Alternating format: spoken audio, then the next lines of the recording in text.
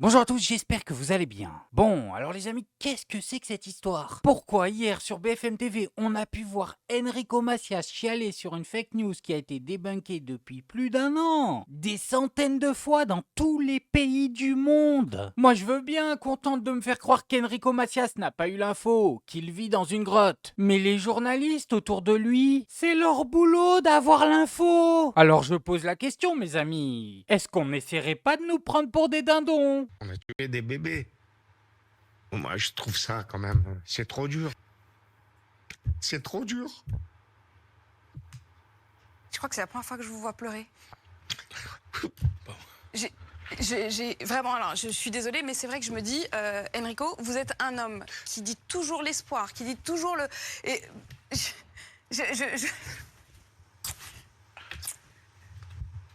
Pourquoi cette angoisse tout d'un coup? Pourquoi ça remonte? Pourquoi ces larmes?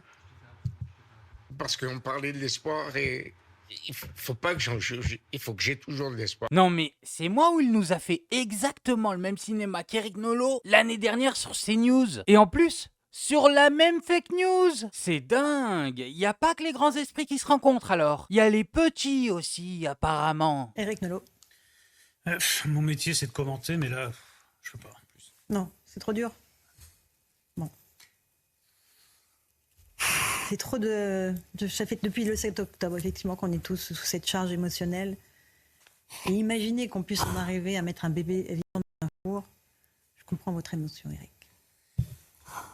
Ah bah c'est clair que le fait que quelqu'un ait pu imaginer ça, imaginer cette fake news, ça me donne aussi envie de chialer. Bref, en tout cas vous avez vu, c'est le même cinéma, avec un an d'intervalle. Et les journalistes autour réagissent de la même manière. Vous savez c'est quoi ça? Répète un mensonge 10 fois et tu n'en feras pas la vérité. Mais si tu répètes ton mensonge 10 000 fois, t'auras plus besoin que ça soit la vérité. Bah oui, t'auras suffisamment de gens qui y croient. Et entre parenthèses, ça chiale pour des fake news, mais quand on leur parle des enfants en Palestine, là, y a pas un mot. Y a plus personne. Bon, et maintenant les amis, on va passer à une autre info. Parce que Enrico Macias qui nous lâche les larmes de croco, ça va 2 minutes. Alors, le procès de Marine Le Pen arrive à son terme et on aura la décision lundi. Et là, tenez-vous bien, parce que Marine Le Pen devrait prendre 3 ans de prison et 5 ans d'inéligibilité. Ah mais en fait, c'est des bandits de grand chemin, l'extrême droite dans notre pays. Allez bandits, ma chaîne c'est devenu un jour un procès. Bon, en tout cas, ça fait plaisir. Marine Le Pen qui va se faire disqualifier. C'est une bonne nouvelle. Pas pour tout le monde. Par exemple, regardez sur CNews, ils sont déjà en train de rager. Preuve quand même du grand malaise démocratique que cela engendre. Je trouve qu'on est en plein dedans. C'est que du temps de François Fillon, quand la justice effectivement a fait en sorte de torpiller sa campagne, il était déjà candidat et il était déjà en campagne pour la présidentielle. Et rappelons qu'au premier tour, il a quand même fait 20% des suffrages, ce qui est loin d'être indécent. Hein. On voit qu'il n'y a pas un candidat LR qui arrive à faire aussi bien. Là, ce serait gravissime parce que le candidat en question ne serait même pas autorisé à faire un début d'un quart de campagne. Donc vous voyez où on en est. Donc c'est comme si on bâillonnait toute une partie de la France qui veut s'exprimer à travers une élection.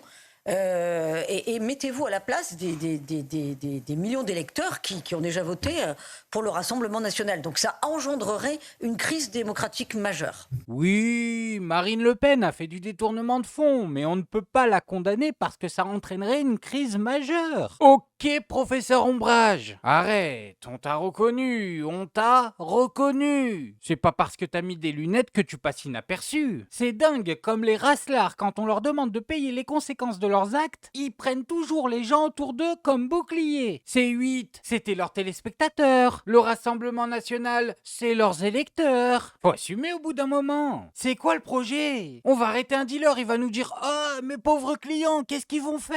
Non, t'as dépassé la limite. Tu payes. Bon, et puisqu'on est en train de parler de condamnation, on va parler de la dernière qui est tombée. Celle de Zemmour, avant-hier, pour injure raciale. Bah qu'est-ce que tu veux? On connaît la personne, on va pas faire les étonner. Par contre, c'est marrant parce que sur CNews, à ce propos, on nous dit que le racisme de Zemmour, c'est la liberté d'expression. C'est dingue, non? Moi je savais pas. La liberté d'expression. Il a été condamné quand même, Éric Zemmour, pour la première fois, pour avoir dit la plupart des délinquants sont noirs et arabes. Oui. D'abord, il se référait à une vérité statistique, c'est-à-dire qu'effectivement, il y a un lien entre délinquance et immigration. Il a été condamné pénalement. Pour ça, c'est quand même. On vit dans un pays où la liberté d'expression n'existe pas. Il faut le dire et le rappeler. Et après, on peut donner des leçons à l'Algérie parce qu'ils enferment Boualem Sansal. Évidemment, les peines n'ont rien à voir et c'est beaucoup plus grave en Algérie. Mais je suis désolée, on n'est pas non plus irréprochable sur la liberté d'expression dans notre pays. Non mais Boualem Sansal, le Joker, messieurs, dames. L'incarnation de la liberté d'expression. C'est bon, arrêtez de nous saouler. Il a pris 5 ans. C'est la peine qui est donnée dans ce genre de cas. C'est lui aussi. Il est allé en Algérie. Non mais il le savait très bien ce qui allait se passer. Regardez, Boualem Sansal, ses prises de parole, c'est ça. Et puis,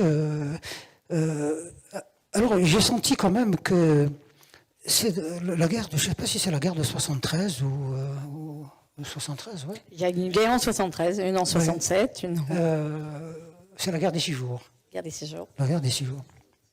67, la guerre des 6 jours. Alors, et donc, on a été mobilisés pour être envoyés. Oh, bravo Israël, elle a ratatiné les armées arabes en 6 jours, donc j'ai échappé à la guerre. J'aurais pu être finalement tant mieux au Sinaï. Pour moi, la Palestine, c'est une abstraction. Donc, pour moi, c'était Syrien, Irak, je sais pas, Égyptien. Et puis, ça m'intéressait pas là, de savoir.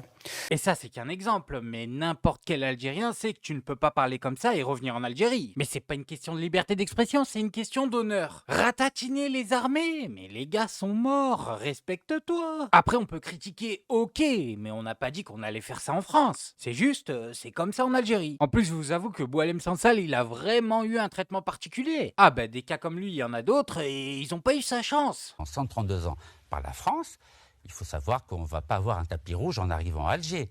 Donc bien sûr, je suis pour la liberté d'expression. Bien sûr, je suis pour la liberté d'écrire et de dire ce que l'on veut. Mais quand on va en Algérie, il faut savoir à quoi s'attendre. Je savais qu'en allant en Algérie, j'allais être emprisonné. M. Boualem Sansal savait très bien qu'en ayant tenu les propos qu'il a tenus, il allait être lui aussi emprisonné. Ceci étant dit, M. Boualem Sansal n'a jamais été en prison. Il a été dans la section pénitentiaire de l'hôpital Moustapha Bacha, qui est le plus grand hôpital d'Alger, à Alger. Et c'est avec mon avocat, nous nous sommes rendus devant cet hôpital pour faire une déclaration publique pour dire que l'Algérie le traite très très bien. Mais le prive de sa liberté. Mais c'est normal, de la même façon que moi j'ai été privé de liberté, il n'y a pas... Et là aujourd'hui, vous ne remettez pas ça en cause. Écoutez, quand j'étais emprisonné pendant 4 ans, je suis né en France, j'étais français pendant 40 ans. Aucun journaliste français n'a parlé de moi. Aucun homme politique français n'a parlé de moi. Aucun intellectuel français n'a parlé de moi. Et aucun juge français n'a parlé de moi. Quand je vois le tsunami de soutien dont bénéficie Boualem Sansal, j'ai des questions à me poser. Il vient d'être à peine français depuis 6 mois. Il a un soutien, mais massif, mondial. Alors que moi, qui étais français pendant 40 ans, vous savez ce qu'a fait la France pendant que j'étais en prison? Elle m'a condamné par défaut en France à 18 mois de prison ferme. Il y a eu un mandat d'arrêt international qui a été délivré contre moi. Elle a saisi tous mes comptes bancaires et saisi tous mes appartements. Donc le pays des droits de l'homme qui donne des leçons à l'Algérie lorsque Boualem Sansal est incarcéré, et dans le sens inverse quand il s'agit de Rachid Nekaz qui est incarcéré en Algérie. Pas un mot. Et en plus de ça, elle m'achève alors que je suis malade et emprisonné en Algérie. Le double langage, c'est pas mon fort. Donc oui, je souhaite la liberté pour tous les écrivains du monde, mais Rachid Nekaz y compris. Et si personne ne se bat pour l'écrivain Rachid Nekaz qui a publié 6 ouvrages, mais se bat pour Boualem Sansal, moi je dis niet. J'ai été en prison, il va en prison. Rachid Nekaz, c'est une histoire personnelle pour lui. Faut dire qu'il a pris la même peine que Boualem Sansal pour pratiquement la même chose. Vous allez voir, dans 5 ans, les Algériens vont nous rendre Boualem Sansal. Ce sera le même que Rachid Nekaz. Un autre individu. Je sais pas c'est quoi exactement l'ambiance des prisons en Algérie, mais apparemment, ça donne envie de changer. Bon, et maintenant les amis, on va passer à un autre sujet. On va se regarder l'intervention magnifique de notre Premier ministre François Bayrou. Attention, tenez-vous prêts, c'est rapide, ça dure 9 secondes. Mais là, ce que je m'apprête à vous montrer, c'est vraiment le top du top du top de la politique. Attention, vous êtes prêts? C'est parti! Pour là, une autre station de recharge de véhicules électriques de Burger King. Burger King. Très bien, merci. Homer Simpson. Non mais je ne veux rien entendre, ne cherchez pas, c'est le même. Attendez, on se le remet quand même pour être sûr qu'on n'a pas halluciné. Le véhicule électrique de Burger King. Burger King. Oh là là, l'un des hommes les plus puissants du pays, messieurs, dames. Le Premier ministre. Eh ben, il a le QI d'Homer Simpson. Voilà, il nous fait une imitation d'Homer Simpson sans faire exprès. Mais si ça se trouve, un jour, on va apprendre que Homer Simpson a été inspiré par François Bayrou. Eh oui. Là, il y a quelque chose de suspect. Ils se ressemblent trop pour que ce soit une coïncidence. Le hasard ne fait pas si bien les choses, quand même. Bon, et maintenant, les amis, sur un autre sujet. Ces derniers jours, on a tous vu que le RN était en visite en Israël. Ils sont là et ils nous chantent une chanson comme quoi ce serait le bouclier de Narnia ou je sais pas quoi là. Mais faut arrêter. C'est pas parce que vous vous faites accueillir en Israël dans un gouvernement d'extrême droite comme vous que ça prouve quoi que ce soit. Factuellement, vous avez fait quoi? Là, faut vraiment remettre les choses en place. Vous n'êtes pas le bouclier, vous êtes la menace. Le RN antisémite ou pas, c'est effectivement la question. Alors c'est un débat, vous l'avez dit, qui n'est pas tranché. Le RN est-il antisémite ou pas? Je pense qu'à un moment donné, il faut être très clair avec les Français sur le fait qu'il est constitué de militants et d'élus qui sont profondément antisémites. Le Front National est ancré dans une idéologie antisémite. Il suffit pas de voyager en Israël, de prendre 2-3 selfies devant le mur des lamentations pour se blanchir de ce fait-là. Il y a un moment donné, il faut être aussi très clair avec les Français. Tous les militants, vous dites? De nombreux militants du Rassemblement National partagent cette idéologie antisémite. Je pense que d'ailleurs, ça fait partie de cette solution de la lutte contre la dédiabolisation du Rassemblement National que de montrer par A plus B les membres de leur rang. C'est-à-dire que si on revient ne serait-ce que sur les législatives de 2024, une centaine de candidats avaient émis des propos à caractère raciste ou antisémite, que ce soit Ludivine Daoudi qui portait une casquette avec une croix gammée, Paula Vert de Soras, candidate également, qui disait j'ai comme ophtalmo un juif, Joseph Martin, candidat dans le Morbihan, qui sur Twitter en 2018 s'amusait de dire le gaz a rendu justice aux victimes de la Shoah. Waouh, c'est très drôle. Brigitte Barrez, maire de Montauban, un candidat noir sur une liste est une tâche. J'ai honte ne serait-ce que de citer ces exemples. Il y a un moment donné, ça fait partie de la solution que de montrer ce qu'est le Rassemblement National aujourd'hui, parce qu'il est trop facile sur les plateaux d'entendre des élus expliquer que non, c'est pas Jean-Marie Le Pen.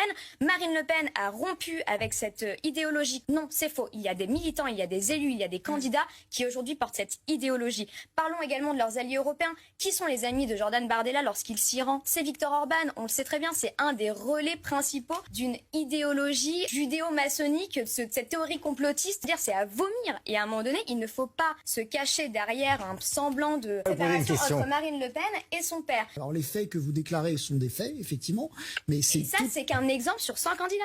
Et Donc quand vous les posez faits... la question, le Rassemblement National est-il antisémite? Je pense que vous ne devriez même pas la poser. Et après, on va nous dire c'est LFI. Ah, c'est LFI. C'est LFI qui a des députés avec ce genre de dossier sur le dos. Non, je crois pas. Hein. Bon, et pour terminer, les amis, on va faire un petit comparatif entre ce que Jean-Luc Mélenchon nous proposait et le bilan d'Emmanuel Macron durant son mandat. En 2022, le programme de Jean-Luc Mélenchon et de la France Insoumise, le programme pour les présidentielles, prévoyait 250 milliards d'euros de dépenses sur le quinquennat. À l'époque, ça voulait dire quelque chose. Je peux vous dire que tous les experts budgétaires des finances publiques, dont votre serviteur, avaient hurlé au programme hors sol. Comment peut-on prévoir 250 milliards d'euros de dépenses publiques supplémentaires dans le pays qui est déjà le plus dépensier au monde? J'ai fait le calcul depuis 2022 de l'évolution de nos dépenses aujourd'hui.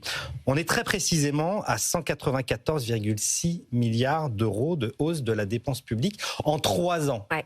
Ça veut dire que chaque année en moyenne, on dépense 65 milliards. Ça veut dire qu'à la fin du quinquennat, toutes choses égales par ailleurs, si on ne fait rien, Emmanuel Macron aura dépensé 324 milliards d'euros. Jean-Luc Mélenchon proposait 250 milliards, Emmanuel Macron fera 325 milliards. Toutes choses égales par ailleurs, ça veut dire que l'actuel locataire de l'Élysée dépense 30% de plus que ce qu'aurait fait Jean-Luc Mélenchon. Alors, j'irai pas jusqu'à saluer la rigueur budgétaire de LFI, si vous voulez, mais ce résultat laisse tout de même songeur. Mais c'est surtout qu'on les voit pas. Il les dépense où, Macron? C'est ça la vraie question. Et en plus, pour financer tout ça, LFI propose de prendre aux riches, alors que Macron les prend à qui? Ah bah, posez la question à votre frigo. Non mais les amis, venez, on met LFI en 2027. Augmentation du pouvoir d'achat, augmentation du SMIC, projet Robin des Bois. pas. On prend aux riches pour donner aux pauvres. Venez, on met LFI et on verra. S'ils ont menti, on verra. Mais venez, on essaye. Bon, bref, moi je voulais juste vous montrer ça. Maintenant, faites-vous votre avis tout seul. Faites attention à vous, faites attention à ce que vous regardez. Likez, abonnez-vous et oubliez pas le petit com qui fait plaisir. Et on n'oublie pas le petit com qui fait plaisir. Non, le petit com qui fait plaisir. On n'oublie pas le petit com qui fait plaisir. Non, non, celui-là on l'oublie pas.